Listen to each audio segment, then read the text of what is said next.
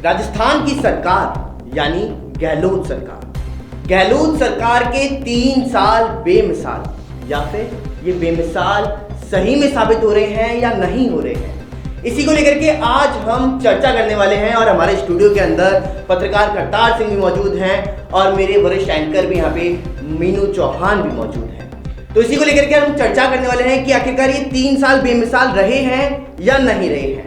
तो इसी को लेकर के सबसे पहले तो मैं आप सभी को बता दूं कि मुख्यमंत्री अशोक गहलोत की जो सरकार चल रही है उसमें 3 साल पूरे हो गए। इन 3 सालों के कामों की हम समीक्षा भी करेंगे और इन समीक्षा के साथ में आखिरकार इनकी कमियां क्या रही हैं उन पर भी हम आज चर्चा करने वाले हैं। तो सबसे पहले आप सभी को बता दूं कि मुख्यमंत्री अशोक गहलोत ने बयान जारी किया था 3 साल पूरे होने के बाद में, जिसमें उन्होंने कहा कि 3 साल में जो उपलब्धियां उन्होंने हासिल करी हैं उन्हें वह आगे भी बढ़ाएंगे।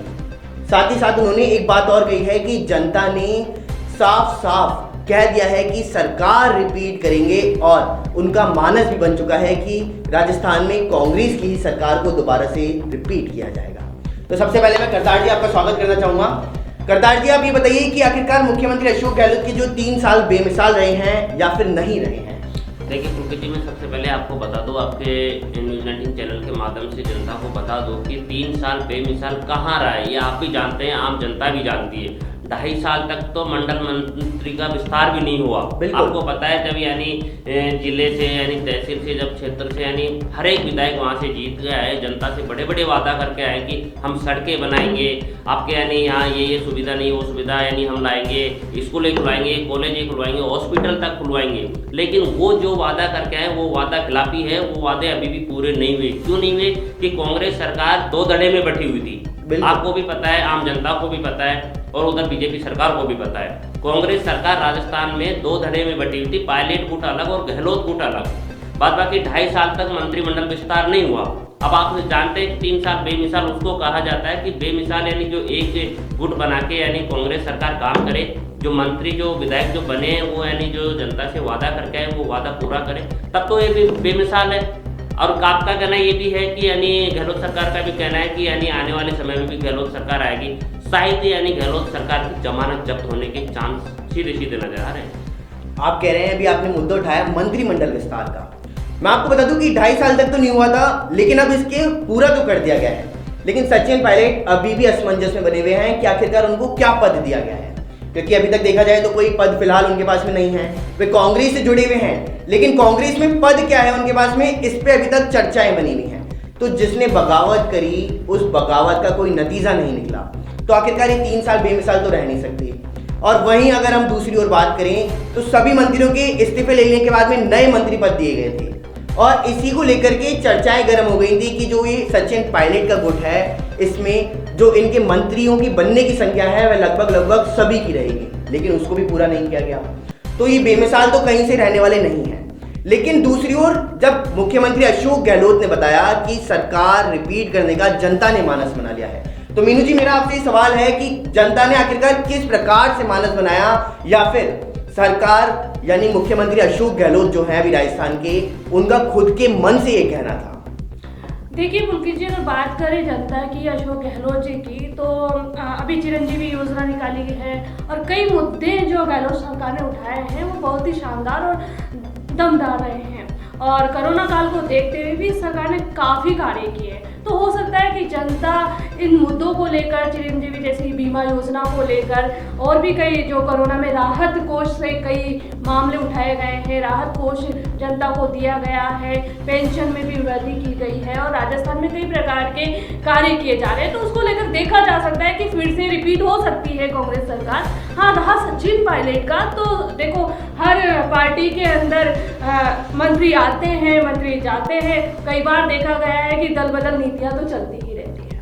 आपने कहा कि मुख्यमंत्री चिरंजीवी योजना जैसी कई योजनाएं निकाली, तो ये तो सरकार का काम है कि वह योजनाएं निकालती हैं और करती है, चाहे बीजेपी की सरकार हो चाहे कांग्रेस की सरकार हो, दोनों सरकार आती हैं तो कुछ ना कुछ काम तो वो जनता के लिए जरूर करती है। लेकिन इसके आधार पर यह कहना मुश्किल है कि कांग्रेस की सरकार राजस्थान में रिपीट हो, क्योंकि करतार जी आप जिस तरह से भी बता रहे थे कि मंत्रिमंडल फेरबदल में इन्होंने 2.5 साल लगा दिया, ये आपसी अनबनी दूर नहीं कर पाए, तो आखिरकार कैसे ये पूरा हो सकता है? मीनू जी देखिए, सचिन पायलट गए थे कि किसी मुद्दों को लेकर, और हर पार्टी के अंदर अपनी आपसी कलह होती रहती है, हम हर पार्टी को देख सकते हैं। और सचिन पायलट जी का जाना और फिर से प्रियंका गांधी जी का उनका लाना वापस भी तो लेकर आए हैं, और वापस लाकर जो मुख्यमंत्री अशोक गहलोत है उन्होंने कई डिपार्टमेंट को साझा भी किया है, कई मंत्रियों को वापस फिर से पद दिए हैं। तो सरकार मजबूती के साथ फिर से आने की तैयारियों में जुटी हुई है। तो हो सकता है कि इस बार मजबूती के साथ आए और जनता को एक अच्छी सौगात देकर जाए। करदार जी, मेरा आपसे ये कहना है कि जो भी ये फेरबदल किया गया था इसमें मंत्रियों के पद दिए गए थे,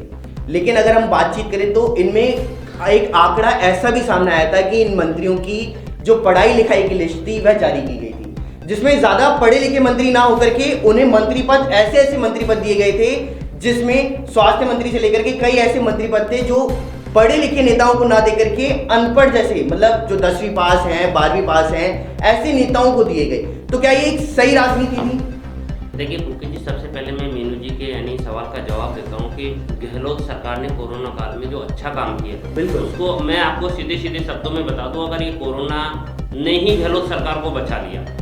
अगर मैं बताऊं कि जो जनता है वो बीमारी से बच रही है, इधर उधर एक दूसरे से मिलाप नहीं कर रही कोरोना को देखते हुए, लेकिन कोरोना ने गहलोत सरकार को बचा लिया। वो मैं बताऊंगा किस तरीके से बचा लिया। अगर कोरोना अगर नहीं होता तो कांग्रेस सरकार कब की ही गिर जाती, क्योंकि कांग्रेस सरकार दो धड़े में बैठी हुई थी। मैं सीधे शब्द में कह दूं कि सचिन पायलट दिल्ली में जाके बैठ गए, गहलोत यहाँ अपनी रणनीति तैयार कर रहे थे। उस हिसाब से अगर कोरोना नहीं होता तो कांग्रेस सरकार कब की ही गिर जाती, क्योंकि इन दोनों का मिलाप नहीं होता, सचिन गुट का और गहलोत गुट का, तो कांग्रेस सरकार कब की ही गिर चुकी होती। और क्या कोरोना आम जनता के लिए लागू है? जब कांग्रेस हो या बीजेपी हो बड़ी बड़ी रैलियां करती तब कोरोना कहाँ चला जाता है? बताइए मीनू जी, मैं आप ही से पूछ रहा हूँ। देखिए, हर मामले में सबकी अपनी अपनी राय होती है, सबके अपने अपने विचार होते हैं। और जैसे ओमिक्रॉन नया वेरिएंट आया है, नई चीज़ें देश में आ रही है, और जैसे ही सरकार को लगता है वो लॉकडाउन जैसे प्रावधान भी निकालती है, कर्फ्यू जैसे धारा 144 जैसी धाराएं भी निकालती है। तो जैसे ही सरकार को लगता है, स्वास्थ्य मंत्री जो रिपोर्ट देते हैं उनके आधार पर सरकार अपने फैसले, अपने निर्णय लेती है। तो इस बार भी और आने वाले कई सालों में भी वह अपने निर्णय लेगी। तो हम इस मामलों को उठाते हुए गहलोत सरकार पे आरोप सीधा नहीं लगा सकते हैं। आरोप तो सीधा नहीं लगा सकते, आप कह रहे हैं कि आरोप नहीं लगा सकते, लेकिन अगर हम कामकाज की बात करें तो कामकाज क्या किया उन्होंने जो हम आरोप ना लगाएं?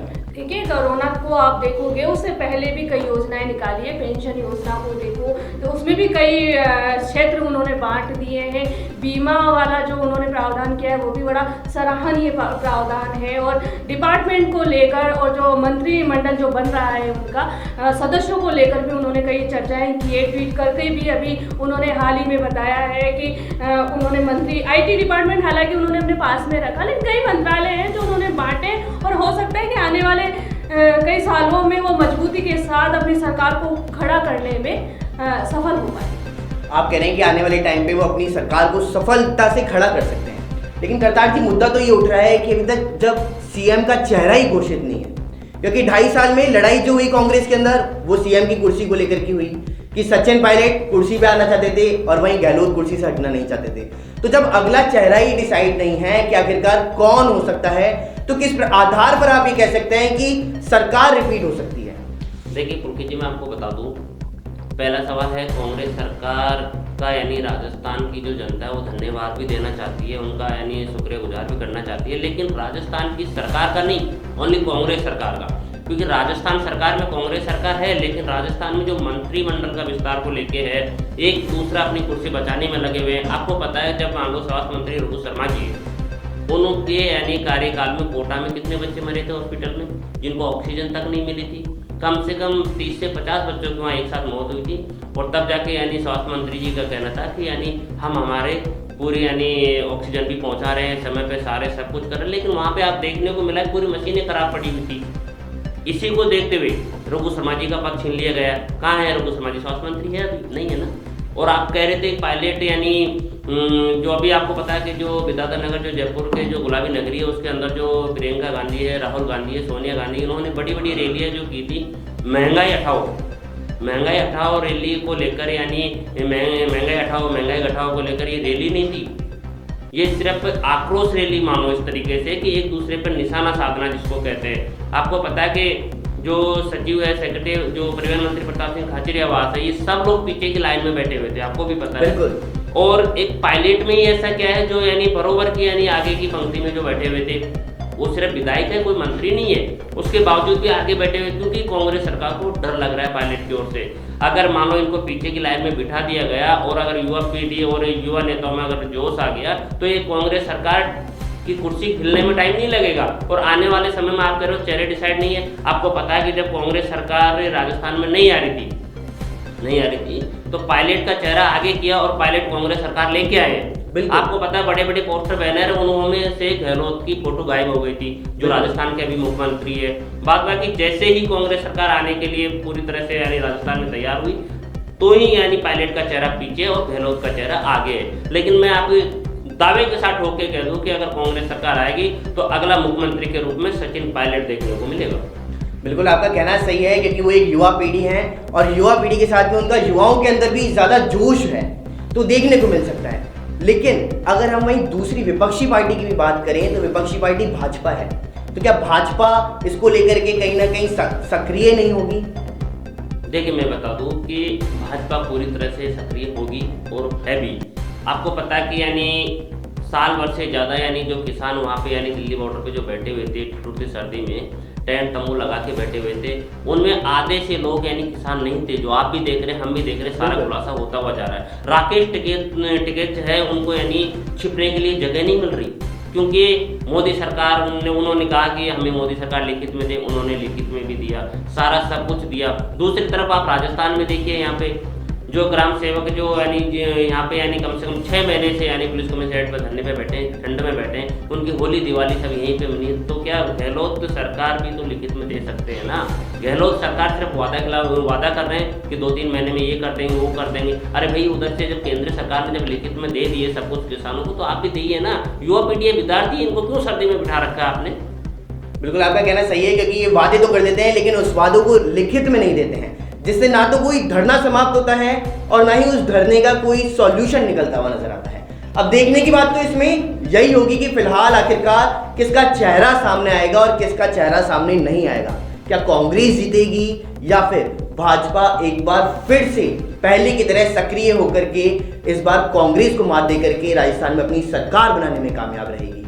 हाल फिलहाल 3 साल बेमिसाल के अंदर फिलहाल इतना ही। बने रहिए न्यूज़ 18 के साथ। नमस्कार।